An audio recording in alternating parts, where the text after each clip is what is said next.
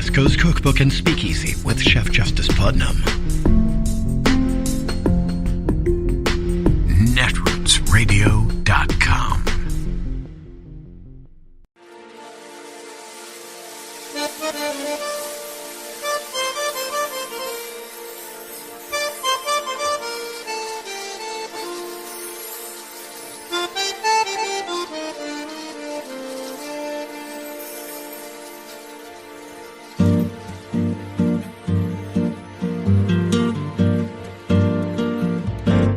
Je voudrais du soleil vert, des dentelles et des théières, des photos de bord de mer, dans mon jardin d'hiver. Je voudrais de la lumière, comme en Nouvelle-Angleterre. Je veux changer d'atmosphère, dans mon jardin d'hiver.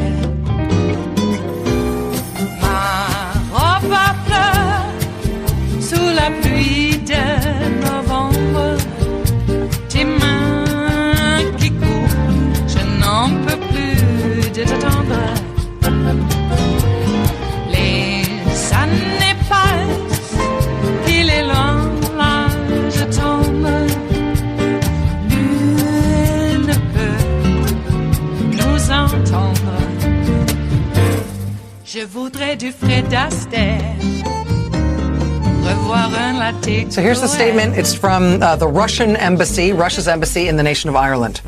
Quote, any attempts to interfere with military exercises would be a reckless and irresponsible act, which could put in harm's way both sailors and fishermen. What it really was a warning for these guys. Fishermen from County Cork, who say they plan to disrupt Russia's war games exercises next week, which are scheduled to take place in the waters where they fish, where they make their living. To say these fishermen are undeterred by the Russian government's statement about those war games, that would be an understatement. Listen to this. Are you aware of that? That the Russian embassy is saying, well, the Russian embassy is saying your behaviour is reckless. How is it reckless to go out in a boat and protest peacefully to say, you are not welcome in our waters? How is that reckless? They're saying it's not true. How is it reckless that I'm not even going to entertain any Russian embassy or any ambassador whatsoever, Joe? I'll tell you, this is directly to that gentleman there. Yeah, but if anybody tries to impede my freedom of movement in Irish waters, well, they're international. Then they're going to be in trouble. They're going to be in trouble. I'll come back to the statement from the Russian ambassador. He said, I have no relationship with the Russian ambassador. I know. I'm a free citizen in Ireland. He has no authority over me, and I take his threat as an insult. Well, he wouldn't. That's my answer to him. Okay, that's my answer to the Russian ambassador of Ireland. I take his threat as an insult, and he should withdraw it. I take his threat as an insult, and he should withdraw it. Yesterday, the Russian embassy in Ireland invited the Cork fishermen to come visit, to come to their embassy in Dublin and meet with the Russian ambassador to try to talk this out. The fishermen agreed to take the meeting. Had I been them, I'm not sure I would have, but they went. The head of the Cork Fishermen's Organization offered this preview of what he planned to tell the ambassador when he sat down with him face to face. Is it a fishing ground or is it a firing range? Okay, what can the Russian ambassador say to you in the morning that will make you call off your flotilla? We're not calling off our flotilla. We're going out there to fish, Joe. The fishermen are going out to fish in this area. What are you going to say to the Russian ambassador? I'm going to explain that to the Russian ambassador. This is where we fish, this is where we prosecute a fishery, and this is where we're going to fish. We're hoping that if they're going to carry out an exercise, they will keep a safe distance from us, not the other way around. And if they feel that they need to come into our area where we're fishing, our protest is we're not moving. Our protest is we're not moving. This small group of Irish fishermen, of course, they are not the only people in the world who are upset with Russia right now, right? As Russia uses its military to menace Europe, right? But as far as Russia's military exercises around the edges of that threat go, it does seem like these fishermen in Ireland are the only ones who are actually doing anything about it. This is what the head of the fishermen's organization told the local press in Cork. He said, quote, "It is a bit funny that it's up to us, but we will take the opportunity to represent our fishermen at whatever level and whatever way we can."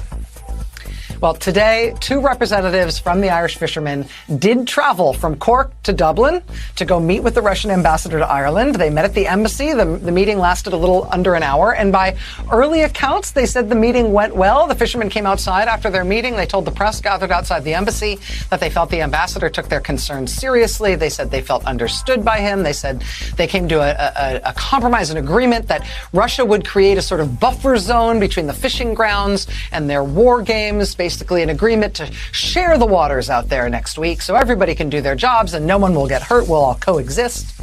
The fishermen said Russia gave them a, quote, absolute guarantee that their fishing grounds would not be disrupted by Russia's military exercises. The embassy even put out this photo of the 2 fishermen with the ambassador. See, everybody's getting along. Everything's fine now. An absolute guarantee. But well, I mean, here's these fishermen, right? Why is it up to them to negotiate the terms of the Russian Navy's military exercises? And could the Russian government really be dealing with these guys in good faith about this? Expressing what the limits will be, what the buffer zones will be, the guarantee they're giving them about not disrupting anything. I mean, I believe the fishermen when they say the ambassador gave them an absolute guarantee that the fishing grounds would not be disrupted. I believe that the ambassador told them that. But then, of course, once the fishermen came out of the embassy and said that publicly, the Russians claimed that no such thing had happened. This is the headline in the Irish Times, quote, "Russian embassy disputes claims of absolute guarantee to Irish fishermen on naval exercise impact." These fishermen are fishermen. They are not trained diplomats. Russia appears to be trying to take advantage of that, immediately reneging on whatever promises they may have fed these guys in the room today. So they're yanking these guys' chains. I'm sure they feel like, oh, these guys are just fishermen. Who cares? But, all week as we have been covering this story, this back and forth between one of the most powerful navies on earth and these fishermen, one thing has stayed constant. These guys are very clear they are not going to budge. Russia's military exercises are supposed to start on Thursday next week. The fishermen say, hey, the prawn quota opens up on Tuesday, so we're going to be out there on the water doing our jobs starting on Tuesday, and we're not planning on moving, not for you. It is Friday, the 28th of January of 2022, and you are in West Coast Cookbook and Speakeasy. I am your chef de cuisine, Justice Putnam. Gunner, the English Bulldog, is our snoozing sous chef. And our daily special is Blue Moon Spirits Fridays, because we are all Nighthawks in the Diner of Life. Yeah, that's how we hopper around. See what I did there? Well, it's Friday morning where I'm at. How is it? Well, how's your Friday morning? Or afternoon, evening, depending on where you are in the world. We are well on our way in having a complete obstruction of Joe's nomination for Supreme Court. Already it started, hasn't even named anybody except that, it's going to be a black woman, and that's enough for, the Nazi GOP to accuse us of being racists. Oh, really? You think we're being prejudiced against white people? Now, how many white men has it been? 195? No black women? Okay. Don't talk to me about racism, you bigot. Jeez. And,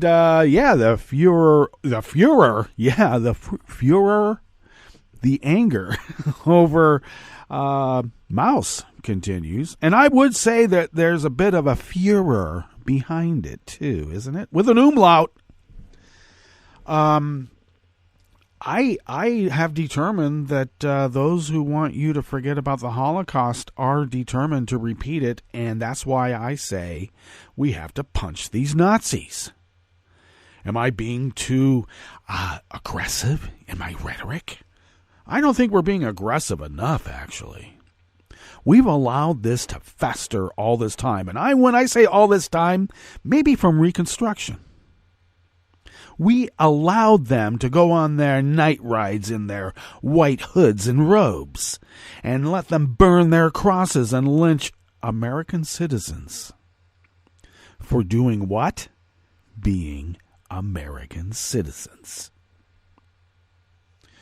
This group is wholly outside our body politic. I would consider it to be, at best, a parasite, living off the fat of our land. And even then, they want to exploit another human being to do their work. And when I say exploit, I don't mean pay them meager wages. I don't want to hear this argument, oh, well, the slaves are much better than people that are trying to work at McDonald's now. Get out of here. Talk about family separation policies. They have been well practiced in that practice. That's why they decided to practice it again on a, large scale. They are Nazis. The Nazis learned how to be Nazis, not from the Italians. Those are fascists. The Nazis learned how to be the Nazis, by pretty much studying American slave states. How'd they do it there? They even kept a paper record. Well, yeah, property is property. Transfer of title, that's a pretty important thing. You don't want a blim on your title. Rip a family apart? No problem, but I don't want a blim on the title.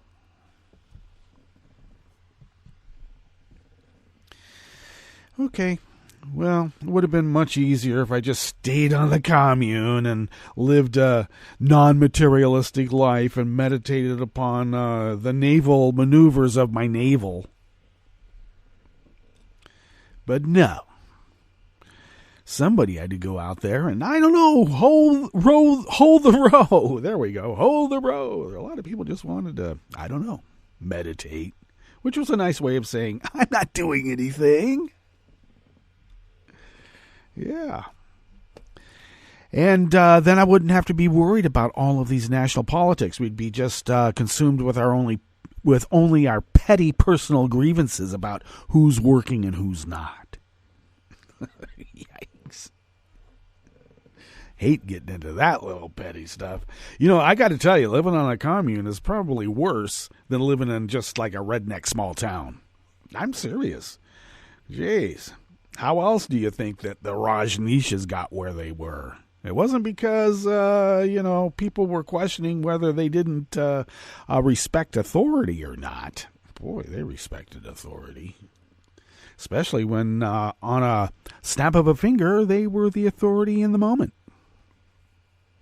Yes, the Rajneeshas, a great history here in Oregon of a group of armed citizens, supposedly, directed by, turns out to be a hostile foreign power. Yeah, Bhagwan. And his cohorts too. I don't know. I think Bhagwan was very happy in accumulating all the limos that he had, driving around in a big 2-mile circle out there in Elk, Oregon. I think that's what it was, Elk. But anyway, they got some property up here in eastern Oregon because I was in Laguna Beach when they were there, when they made the move. And even then, we were a little, and we were part of the Laguna Beach Free Poets. We were the Laguna Beach Free Poets. Its incarnation in the 80s, it had started in the mid-50s, because of the Beats. And a lot of us wondered about all of that. Mm-hmm. And all of that was, I got to tell you, a lot of people from Westwood, bouncing around. Hi, love, let's have a free love. Okay, yeah, well, that's all fine and good until you start wanting to take over local governments by putting salmonella at the salad bar at Sizzler. We'll get everybody sick. When they die, we'll take over the government. And that's what they did. It got so bad they tried to even poison the U.S. attorney and the attorney general. And then the authorities got serious. Then, only then. So we have a great history here in Oregon of, I guess, if you're too crazy for California, you come to Oregon or Idaho. All right. Well, I guess maybe if you're too crazy for Oregon, then you go to Idaho. If you determine that you're even already too crazy for Oregon, you just bypass Oregon altogether and go right to Idaho. Coeur d'Alene. Yeah. My heart, my ass. Jeez. All right. Well, enough of this Friday bouncing around. We do have a curated show for you. And don't you, hey, I don't know, those fishermen from County Cork, I don't want to say they're my heroes, but I like that. Don't be messing around. You think you're a big foreign power? You're just nothing but a mob state run by a mobster. We're Irish fishermen. You don't think we've ever come up against that before? Try us. Yeah. Lawrence last night said that, the guy who's representing the fishermen from County Cork, he's a Murphy. And you don't get the drop kick Murphys, that name, that band name for nothing. Okay? I'm just saying, if you're a Murphy, there's a big tradition about Murphys. But all of those fishermen are not Murphys. But all of those fishermen are from County Cork, which I think sort of defines even more what a Murphy is, to be honest with you. Because I just got to tell you, don't mess around with fishermen from County Cork. Don't. And Vlad's about to find out. Okay, I know he likes to play rough. He's got battleships and aircraft carriers and nukes. He can do what he wants. Submarines, they're there to cut the Atlantic cable. They've already done their work up in the North Sea by Norway. It's the only reason they're there. And they were going to hold their war games in Irish territorial waters, albeit a corner. But still, it was in their waters. Right where that cable is. We know what they're doing. But the Irish fishermen don't care about that either. That's where their mackerel is. We don't get the term holy mackerel for nothing. Jeez, not with St. Patty roaming the countryside, getting rid of all the snakes. Got to tell you, that story is actually subject to review, but it's still kind of a fun one, huh? Speaking of which, how is it that we get from de-snaking the countryside to pouring green dye into the river to make it green on St. Patty's Day? Jesus, like the snakes won, I guess. Okay. What's on the rest of the menu as we begin here on this fabulous Blue Moon Spirits Fridays here in the Bistro Cafe part of our fabulous salon? A Louisville judge denied a media ban request ahead of a cop's trial over the Breonna Taylor raid. The wheels of justice move slow, but they move irrevocably nonetheless. At least 14.5 million Americans are getting private health insurance under Obamacare, thanks to help from the Biden administration. And gas stoves are worse for the climate than previously thought. After the break, we move to the chef's table, where 6 Japanese thyroid cancer patients sued utility company Tepco over radiation from the 2011 Fukushima nuclear disaster. And an activist ally of Kremlin critic Alexei Navalny has fled Russia to avoid jail. All that and more on West Coast Cookbook and Speakeasy. Bon appetit.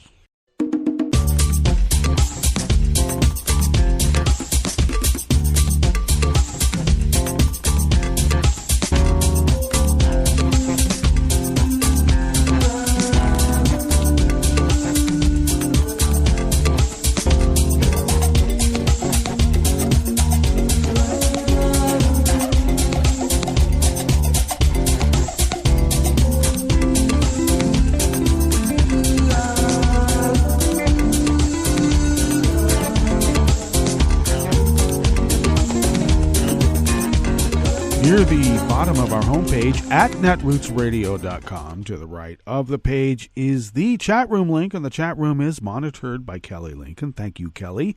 Busy as she is, and do check out Kelly's work. You can find it also over at the Internet Archive at the Netroots Radio Team Show portal. And check that out. Links are provided, at least for our individual shows, which will also get you to the general team page. I should actually get the general team page up as a link by in and of itself. But nonetheless, check out Kelly's work, and she does have her at the table happy hour on Saturdays at 3 p.m., so check that out. And she does a lot of other things as well. Thank you, Kelly. If you would like to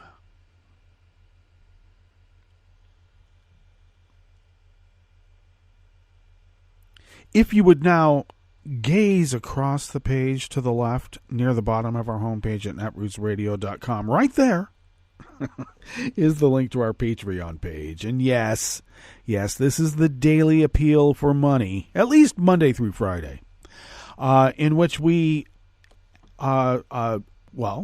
ask you, implore that we need a bit of money to be able to sustain this little powerhouse of resistance against dark forces arrayed against representative democracy. And I got to tell you, America itself and Americans. So we do pull out quite a bit out of our own wallets, but we would be unable to do it without you. If you could afford an espresso-type coffee drink, for instance, and if you could afford to send those funds our way once a month, all kidding aside, it really does help us pay our bills. And those are ever increasing. Boy, I got to tell you. And this planned obsolescence about software and hardware. When are they going to make things that last? Well, I have to tell you, our little powerhouse machinery has been doing pretty good. But software needs to be upgraded continuously. How dare they? But the hardware itself as well needs some upgrading. And, of course, the bills keep increasing as well. And thank you for your generosity. It's going on 11 years of this 24/7, 365 powerhouse of resistance. And we have you to thank for allowing us to fulfill our civic duty as the founders originally intended, oh so many years ago. Okay. If you would like to follow Netroots Radio on Twitter, it's so simple. You just go to @Netroots Radio. And thank you, Tom, for taking care of that.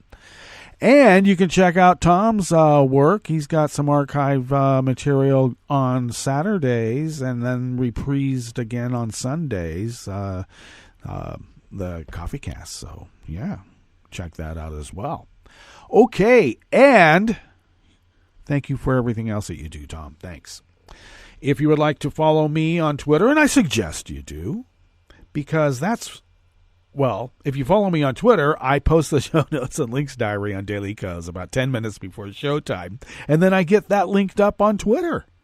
And then you can go and find those show notes and links and then read the actual articles in which I've riffed off of. Follow the show on Twitter at Cookbook West. And pick up podcasts by way of Spreaker, Stitcher, TuneIn, iHeart, YouTube, iTunes. And, of course, the deep archive at the Internet Archive. Indeed. Okay. This first offering here in the Bistro Cafe of West Coast Cookbook and Speakeasy comes out of the Associated Press by Dylan Lovin. A judge yesterday, Thursday, denied a request from a Louisville police officer who took part in the deadly raid on Breonna Taylor's home to bar the media from part of his upcoming trial. But Jefferson Circuit Judge Ann Bailey Smith, isn't it weird that judges and serial killers get all three names? Why is that? Anyway, Ann Bailey Smith ruled that the media cannot bring cameras into the courtroom while individual prospective jurors are questioned ahead of the trial of former officer Brett Hankison, who was fired months after the March 13th, 2020 raid. I'll just jump the gun a little bit here, no pun intended. But this article does not make mention of the fact that they raided the wrong apartment, and that's why Breonna Taylor is dead. Back to the article at hand. Now, Hankinson wanted the media kept out of the courtroom during that phase of jury selection, which is set to begin on Tuesday in Louisville.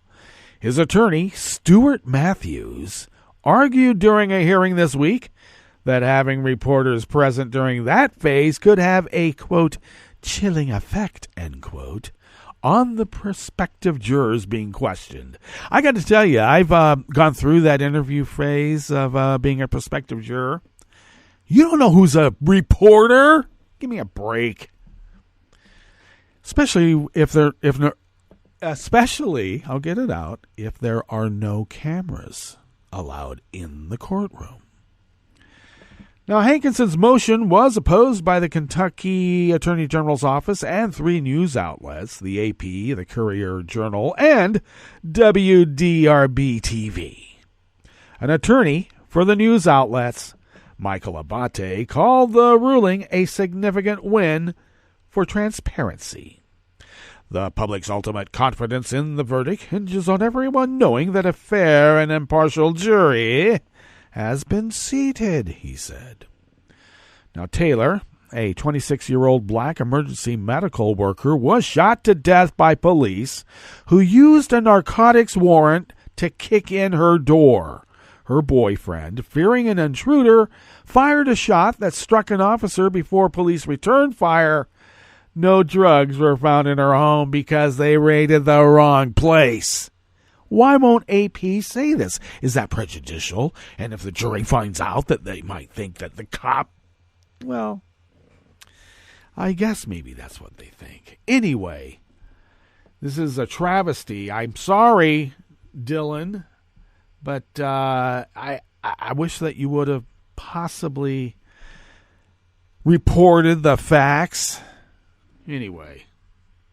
Now, Hankinson is the only officer who took part in the raid to be charged and will stand trial on 3 counts of wanton endangerment for allegedly shooting into an apartment next door to Taylor's that night. The white couple with the baby saw justice and a monetary judgment, by the way. Breonna Taylor, whose apartment was the wrong apartment to be raided. Too bad. Taylor's case has resonated among black Americans, partly because many believe that black women who are killed by police receive less consideration than cases involving the extrajudicial killing of black men. When the Kentucky Attorney General announced in September of 2020 that no charges would be filed against officers for Taylor's death, the decision stung many who believe the justice system will work in the ways it did in the Floyd and Arbery cases, which resulted in murder convictions.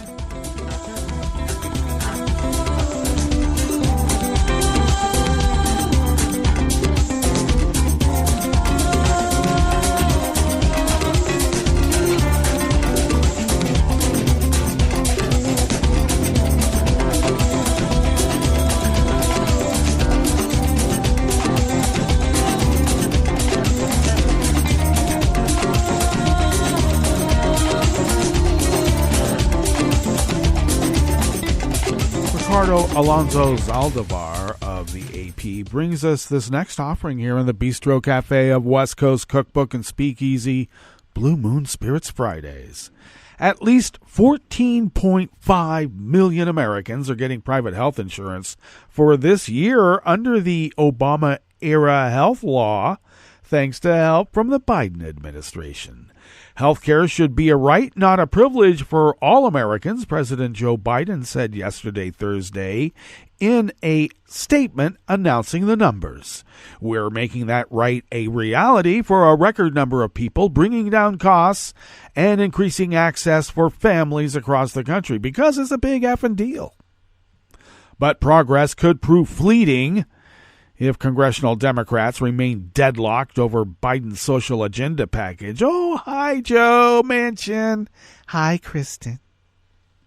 Biden's earlier coronavirus relief bill has been providing generous subsidy increases that benefit new and returning customers by lowering premiums and out-of-pocket costs. The enhanced financial assistance is temporary.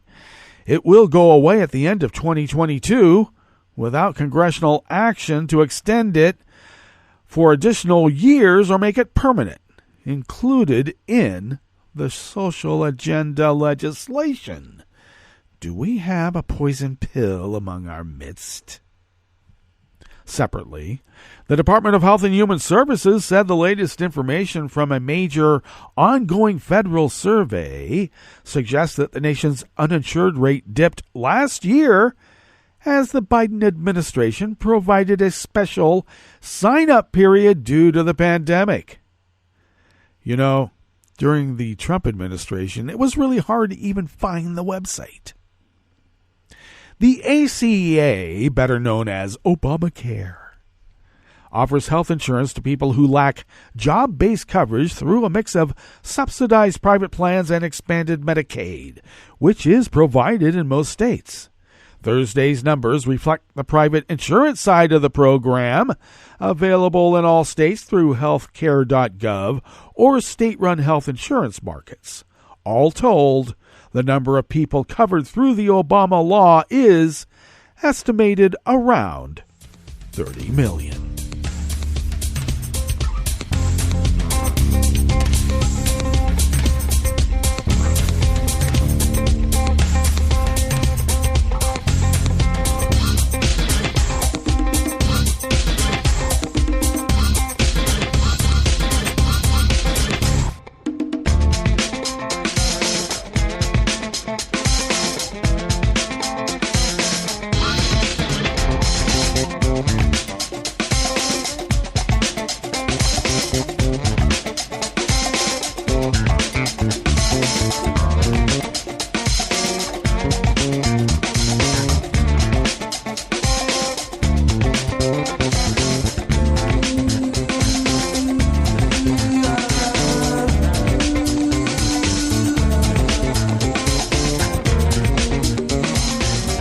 Seth Borenstein of the Associated Press brings us this final offering here in the Bistro Cafe of West Coast Cookbook and Speakeasy. I must preface this story about gas stoves is that as a chef, we've always loved to have gas because it is instantaneous. But when I was cooking on the yachts, well, you don't have gas on a boat. It's generally considered to be dangerous. And anyway, so it was all electric, and I learned how to cook on electric stovetops, the ceramic kind, which is pretty much what we have here in Oregon, and a much better way, especially if your electricity is generated by a renewable source like water, pushing a turbine. Okay, on to this article here. Now, gas stoves are contributing more to global warming than previously thought because of constant tiny methane leaks while they're off. And that's from a new study that was just published. The same study that tested emissions around stoves and homes raised new concerns about indoor air quality and health because of levels of nitrogen oxides measured.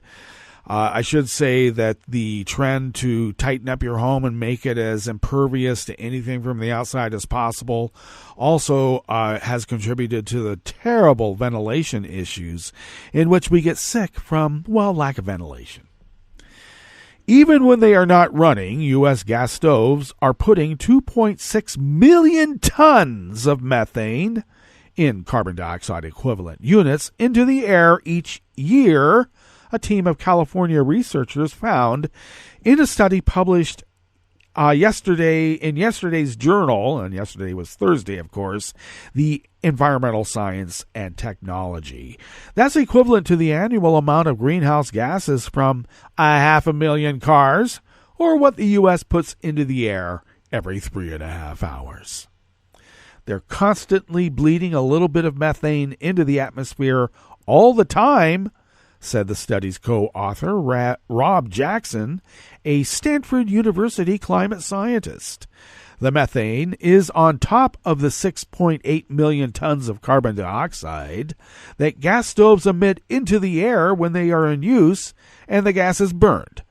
Methane is a greenhouse gas that is dozens of times more potent than carbon dioxide, but does not stay in the atmosphere nearly as long and is not as plentiful in the air. Now, the researchers examined 53 home kitchens in California, many in bed and breakfasts they rented. They sealed most of the rooms in plastic tarps and then measured emissions when the stoves were working and when they were not. And what was surprising was that 3/4 of the methane released happened while the stoves were off. Those are emission releases that the government does not account for. All right, let's get to our break. And when we get back from that break, we will go through weather from around the world. And we will finish up with the stories that we've curated for you today. You are listening to West Coast Cookbook and Speakeasy. And we will be right back. You are listening to netrootsradio.com. Please hang up and try again.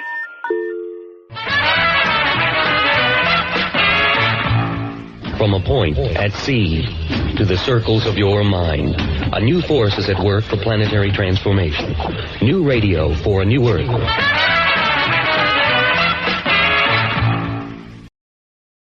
This is Take Two Movie Review. I'm Kim Lowe. This week, more moan than scream. Those of us old enough to remember the original Scream should recall that one reason it worked was that it flipped the horror genre on its head. Kevin Williamson's witty writing and the late horror legend Wes Craven's directing resulted in a self-deprecating film. It was fresh, fun, and its nod to the rules of horror recited by a character, as well as the sequel's movie within a movie, made the franchise meta before the term existed. However, after the third one, the movies fell into another horror movie cliche, tired and predictable. Even die-hard fans choked on the fourth one from 2011. This fifth one isn't officially called 5. It's not a sequel or reboot, but rather, as new character Mindy Meeks Martin explains, it's a requel. We have legacy characters and the backstory, but it's meant to launch off in new directions. Neve Campbell, Courtney Cox, and David Arquette are back to reprise their roles as Sidney Prescott, Gale Weathers, and Dewey Riley. They're older and have grown apart, but they reunite when yet another killer in the trademark Ghostface mask starts killing kids. Early on, it's made clear that a focus is going to be on the connection between this new killer and the original. While it's nice to see the legacy actors and characters, the best thing is seeing the original murder house, which arguably was as much of a character as any of the people in the original. The new movie doesn't quite measure up. Maybe it never could. While there are some decent jump tricks and suspense, plus a notable performance by Jack Quaid, this fifth Scream cries out for the directing and writing of Craven and Williamson, respectively. All said, though, it works for the fans and probably revives the franchise. This has been Take Two Movie Review. I'm Kim Lowe. Catch up with us at TakeTwoMovieReview.com and feed us back on our channel on YouTube.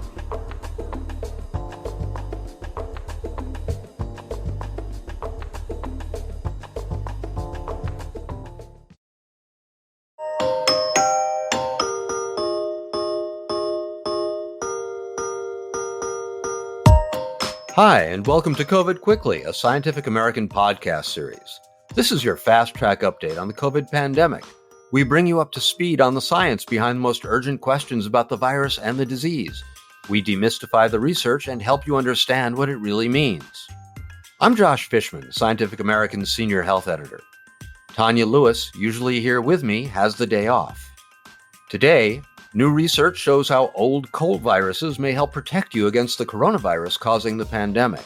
And vaccine makers are not rushing out shots against the Omicron variant, even though the original shots have lost some effectiveness. What's the holdup? We'll explain. From early in the pandemic, it's been clear that not everyone is equally vulnerable to SARS-CoV-2, the coronavirus that causes COVID. Some people get really sick, while others have mild symptoms or none at all. And this was true before any of us were protected by vaccines. Overall, about 80% of infected people get a mild illness. The virus is so wildly infectious, though, that the 20% of serious cases have been a global catastrophe.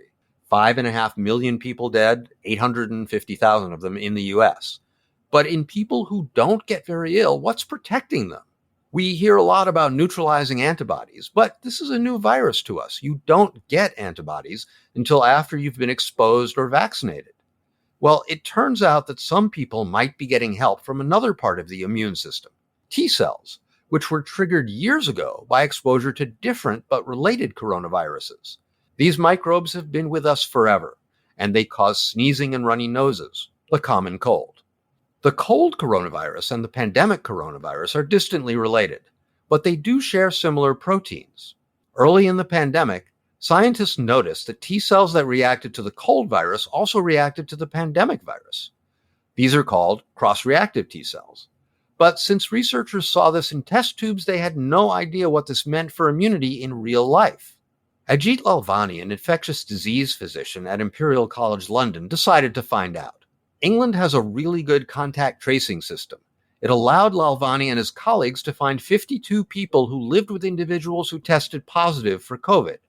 These 52 started out negative themselves. Within about 3 days, half of that group, or 26, turned positive. The other 26 stayed negative. Taking a closer look at the negative people who didn't get COVID, Navalny's team found that 7 of them had a lot of these cross-reactive T cells. None of the people who got COVID had such cells. 0. Navalny told me this is a very substantial protective effect, and his team just published the results in the journal Nature Communications. The T cells, primed by that older cold virus, recognize the new pandemic virus because it has those similar proteins, and they work to fight it off. Immunologist Alexei from the La Jolla Institute for Immunology told me he thinks this research is on the right track.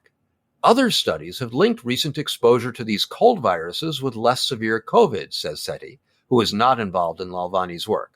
Research has also tied pre-existing T cells to a stronger immune response to a COVID vaccine. The important thing about the T cells is that they point to new targets to add to second-generation vaccines. The proteins these T cells reacted to went beyond the well-known spike protein at the heart of the first-gen shots. The cells respond to other proteins called N and ORF, for instance. Adding those to a new vaccine formula, both Navalny and Seti suggest, could widen the protection of vaccines against variants. The proteins do seem to trigger a broader immune response to different forms of the coronavirus. And a few companies have such T-cell enhanced vaccines in the works. Gritstone and Immunity Bio, biotech firms in California, are 2 that have started clinical trials. Including more of these proteins in a shot could create a vaccine capable of boosting your immunity against whatever variant comes along. The variant that has come along right now is, of course, Omicron. And it is Exhibit A for the case that vaccines rolled out a year ago have lost a bit of their edge. Remember, the original vaccine trials showed that Pfizer and Moderna shots were 90 to 95% effective at stopping infection. Now, 2 shots of the Pfizer vaccine are only 33% effective at stopping Omicron infection, scientists looking at cases in South Africa found. A booster shot does increase the amount of Omicron neutralizing antibodies, and the Moderna and Pfizer vaccines with that booster are tremendously effective at preventing hospitalization and serious illness. Still, Omicron's wild spread has many people asking why we don't have a specific shot to stop it. mRNA vaccine makers have been saying that they could roll out new formulas fast if needed. But my colleague Charlie Schmidt did some reporting on this for Scientific American, and he found out that really fast may not be fast enough. Designing a variant vaccine, then testing and mass producing it, can take 4 to 6 months. But now we know that variants can burst out in shorter time periods, followed by other variants. That makes companies reluctant to change all of their production over to a shot that may be irrelevant by the time it reaches your arm. As long as the current shots keep hospitalizations down, we should stick with them, says Paul Offit, a vaccine specialist at Children's Hospital in Philadelphia. Right now, hospitalizations are running at about 2% of cases. Offit says that if that number climbs to 15%, then it's time to change to a new shot. Not everyone agrees. Ralph Barrick, a virologist at the University of North Carolina, told Schmidt that Omicron could be the backbone for the next set of variants since it's so good at spreading. So vaccines designed around Omicron could offer more protection against future waves. What Barrick would really like to see is a more universal vaccine that covers more variants, so we're not constantly playing catch-up. The T-cell stimulating shots I mentioned are one way to get there. So are vaccines that incorporate proteins from several closely related coronaviruses. Researchers at the University of Washington are working on one of those, using proteins that don't mutate much, so they should work from variant to variant. Other groups are trying related approaches, but it might be 2 years before those are ready. So companies may have to bite the bullet and roll out intermediate vaccines to keep us protected in the meantime. Now you're up to speed. Thanks for joining us. Come back in 2 weeks for the next episode of COVID Quickly. Stay safe and check out Siam.com for updated and in-depth COVID news.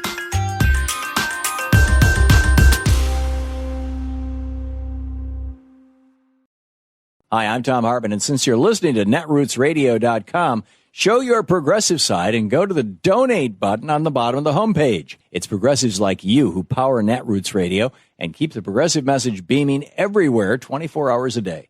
Just go to our donate button at the bottom of netrootsradio.com. Thank you for keeping progressive radio at full power.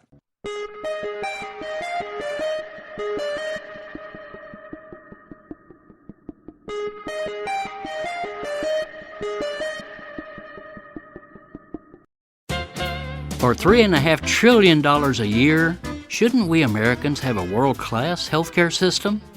Yet, while we spend the most of any advanced nation in the world to get care, more than $10,000 a year per person, we get the worst results.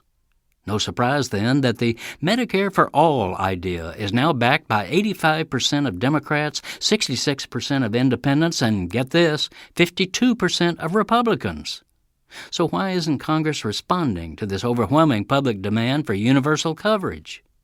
I suspect that one big reason for Washington's big yawn over the people's plea for sweeping reform is that our lawmakers do not personally feel the financial pain and emotional distress that are inflicted on millions of regular Americans by a system built on private greed.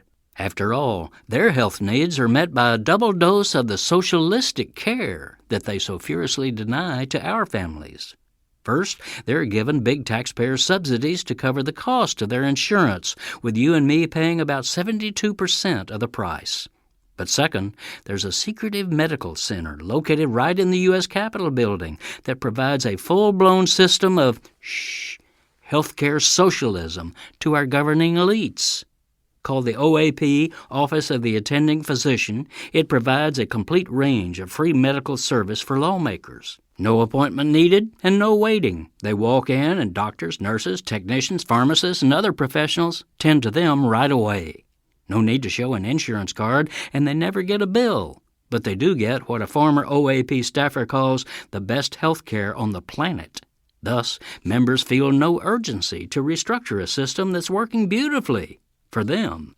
This is Jim Hightower saying, so to get good care for all of us, we might start by taking away the pampered care that lawmakers have awarded to themselves. You are listening to 60 Second Civics from the Center for Civic Education. I'm Mark Gage. By 1774, many of the more radical colonists, especially in New England, were beginning to prepare for war against Great Britain. They believed that it was the right of the people to overthrow the central government because it no longer protected the colonists' rights. These colonists formed a civilian militia, which was called the Minutemen, because this force was expected to be ready at a minute's notice to respond to the British attack that everyone expected. On April 19, 1775, some 700 British troops tried to march to Concord, Massachusetts, where they had heard that the Minutemen had hidden arms and ammunition. Among other things, they planned to arrest Samuel Adams and John Hancock, two Patriot leaders. Paul Revere and William Dawes alerted the colonists by riding through the countryside, warning people that the British were about to attack. Adams and Hancock escaped. On that day at the towns of Lexington and Concord, war broke out between the 75 Minutemen and the British troops. The shot heard round the world had been fired. That's all for today's episode. 60 Second Civics, where civic education only takes a minute.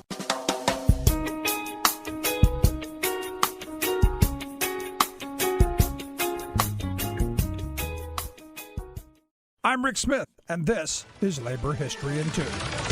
The only people whose names are recorded in history are those who have done something. The peaceful and indifferent are forgotten. They never know the fighting joy of living. Those words were spoken in Seattle by Elizabeth Gurley Flynn.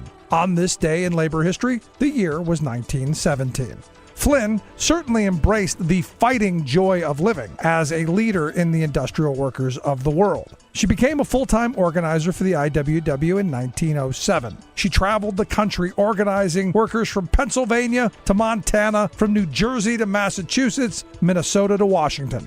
In 1920, she was a founding member of the American Civil Liberties Union. During World War II, Flynn fought for equal pay for women. During her career, Flynn was arrested 10 times for her organizing activities. In 1951, she was sent to prison for 2 years for alleged activities subversive to the United States government. A tireless fighter for workers' and women's rights, Flynn became the chairwoman of the U.S. Communist Party in 1961. She died while on a visit to the Soviet Union in 1964. And in her honor, fellow labor activist Joe Hill wrote this song, Rebel Girl. Her hands may be hardened from labor,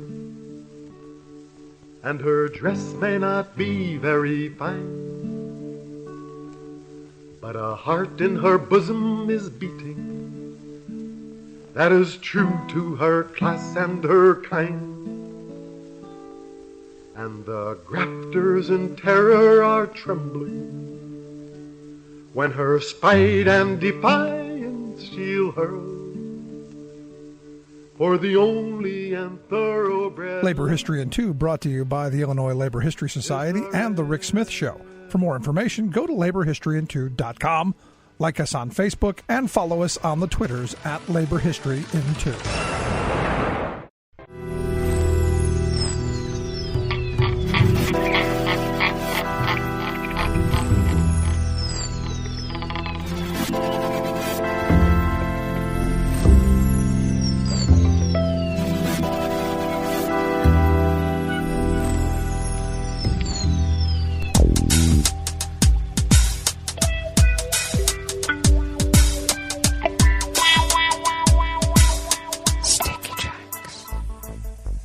Thank you for accompanying us here to the chef's table at West Coast Cookbooks and Speakeasy here on this fabulous Blue Moon Spirits Fridays. We always begin weather from around the world along the banks of the Rogue River in the Rogue River Valley of Southern Oregon on the west coast of the continental United States. And we'll give an abbreviated local forecast. Looks like we'll have pretty much sunny conditions. Days will be in the low to mid 50s and the nights will be in the upper 20s, low 30s. We continue to have an air stagnation warning in effect until late Sunday. Weather from around the world is brought to you by a crowd of crowdsourced weather stations that a crowd crowdsources from around the world. London is 50 degrees and mostly cloudy. Paris is 45 and cloudy. Rome is 57 and partly cloudy. Kyiv is 34 degrees with light snow. Kabul is 29 and clear. Hong Kong is 61 and mostly cloudy. Tokyo is 41 and partly cloudy. Sydney, Australia is 74 degrees and clear. San Francisco, California is 48 and partly cloudy. And New York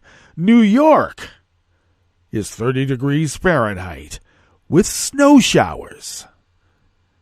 And that is weather from around the world, brought to you by a crowd of crowdsourced weather stations that a crowd crowdsources from around the world.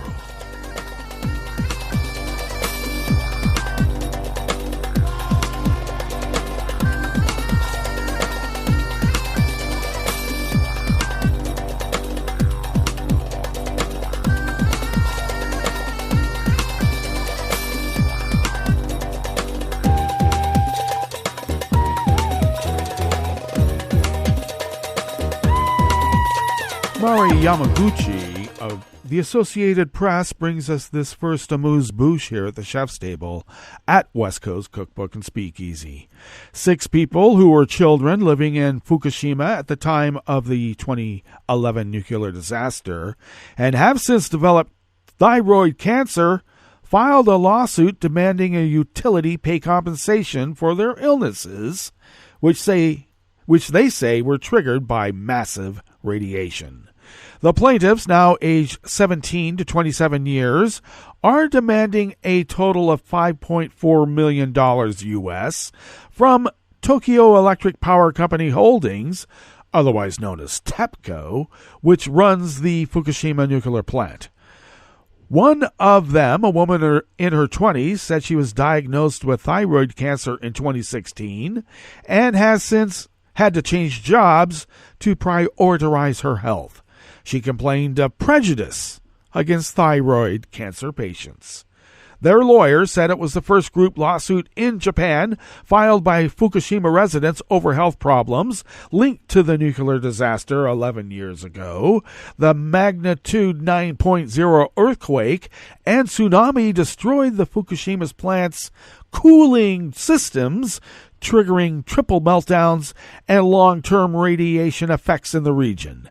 After massive decontamination efforts, the government has declared most areas, except for the immediate surroundings of the plant, safe and promotes measures to counter reputational damage to local agriculture and fishery products.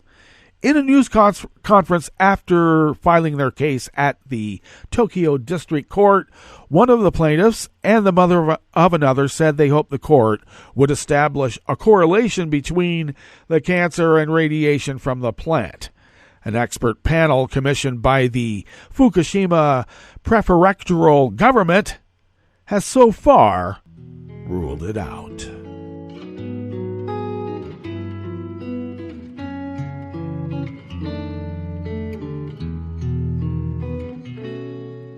Je te donne c'est mon amour pour la vie entière. La promesse de me trouver à tes genoux. Aussitôt que tu m'appelles, rester toujours fidèle. C'est tout, c'est tout.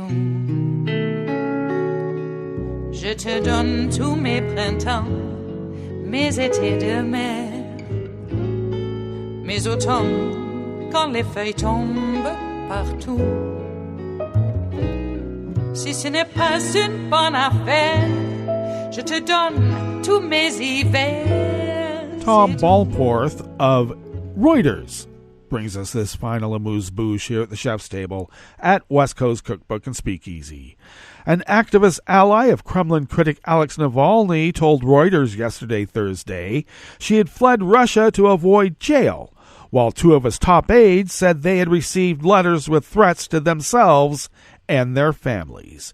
Violetta Grudina, age 32, who was barred from standing for election last year in the Arctic port city of Murmansk, said she fled with her 11-year-old son and her dog in December. She declined to reveal her location and said only she was in Europe. In principle, I was prepared to stay in Russia and go to jail, but I had to think of my son and to leave to ensure him a safe future, Grudina said by phone. She declined to say exactly how she had managed to get out of Russia while being barred from leaving town, but said it was extremely uncomfortable, took several days, and involved transport by car, plane, bus, and on foot.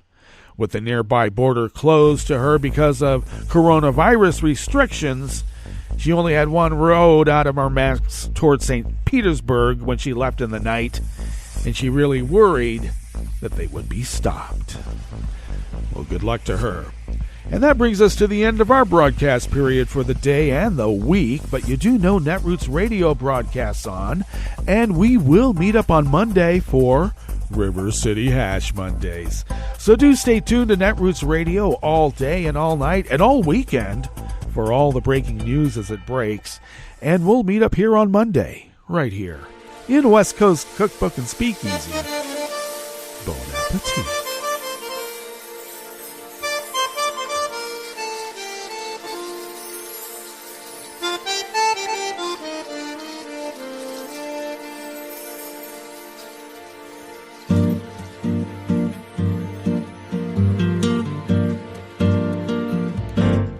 Je voudrais du soleil vert, des dentelles et des théâtres, des photos de bord de mer, dans mon jardin d'hiver. Je voudrais de la lumière, comme en Nouvelle-Angleterre. Je veux changer d'atmosphère, dans mon jardin d'hiver. Ma fleur sous la pluie de novembre, tes mains qui courent, je n'en peux plus de t'attendre. Les années passent, qu'il est loin, là je tombe. Nul ne peut nous entendre. Je voudrais du Fred Astaire, revoir un latte coeur.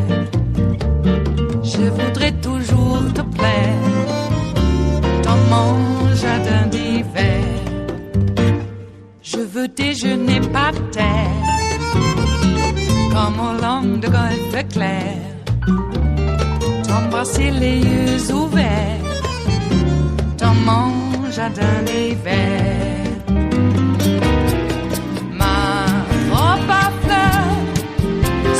Pluie de novembre, tes mains qui courent, je n'en peux plus de t'attendre.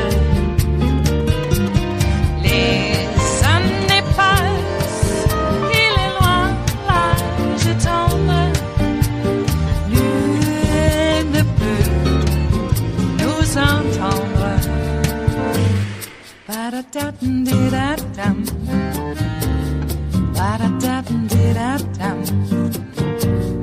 Ba-da-da-dum-di-da-dum. Dans mon jardin d'hiver. Ba-da-da-dum-di-da-dum.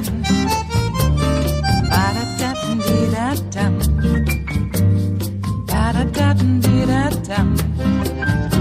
Dans mon jardin d'hiver. Dans mon jardin d'hiver. Dans mon jardin d'hiver.